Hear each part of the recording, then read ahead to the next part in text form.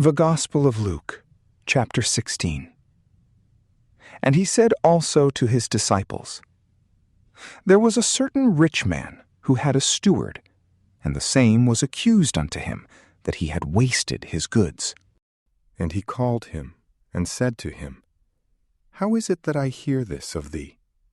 Give an account of thy stewardship, for now thou canst be steward no longer.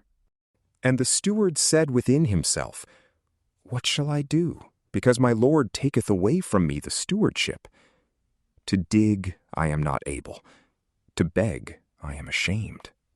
I know what I will do, that when I shall be removed from the stewardship, they may receive me into their houses. Therefore, calling together every one of his Lord's debtors, he said to the first, How much dost thou owe, my Lord? But he said, 100 barrels of oil.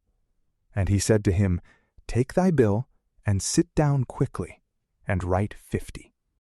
Then he said to another, And how much dost thou owe? Who said, 100 quarters of wheat.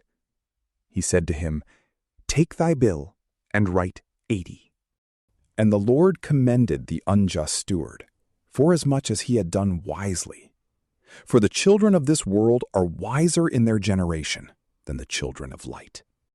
And I say to you, Make unto you friends of the mammon of iniquity, that when ye shall fail, they may receive you into everlasting dwellings.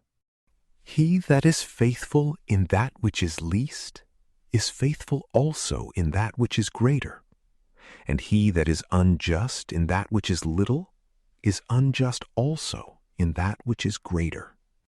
If then you have not been faithful in the unjust mammon, who will trust you with that which is the true? And if you have not been faithful in that which is another's, who will give you that which is your own?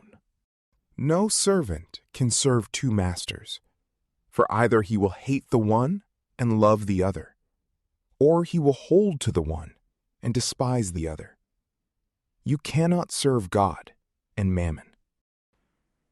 Now the Pharisees, who were covetous, heard all these things, and they derided him. And he said to them, Ye are they who justify yourselves before men, but God knoweth your hearts. For that which is high to men is an abomination before God. The law and the prophets were until John. From that time the kingdom of God is preached, and every one useth violence towards it. And it is easier for heaven and earth to pass than one tittle of the law to fall. Every one that putteth away his wife, and marrieth another, committeth adultery. And he that marrieth her that is put away from her husband, committeth adultery. There was a certain rich man who was clothed in purple and fine linen, and feasted sumptuously every day. And there was a certain beggar named Lazarus, who lay at his gate full of sores, desiring to be filled with the crumbs that fell from the rich man's table. And no one did give him. Moreover, the dogs came and licked his sores. And it came to pass that the beggar died, and was carried by the angels into Abraham's bosom. And the rich man also died, and he was buried in hell. And lifting up his eyes when he was in torments, he saw Abraham afar off, and Lazarus in his bosom. And he cried and said, Father Abraham, have mercy on me, and send Lazarus, that he may dip the tip of his finger in water to cool my tongue, for I am tormented in this flame. And Abraham said to him, Son, remember that thou didst receive good things in thy lifetime, and likewise Lazarus evil things. But now he is comforted, and thou art tormented.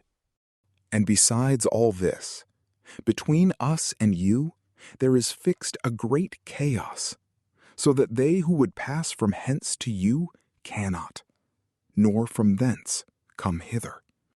And he said, Then, Father, I beseech thee that thou wouldst send him to my father's house, for I have 5 brethren, that he may testify unto them, lest they also come into this place of torments.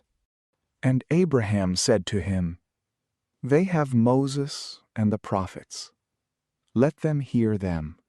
But he said, No, Father Abraham, but if one went to them from the dead, they will do penance. And he said to him, If they hear not Moses and the prophets, neither will they believe, if one rise again from the dead. From PrayLamp, peace be with you.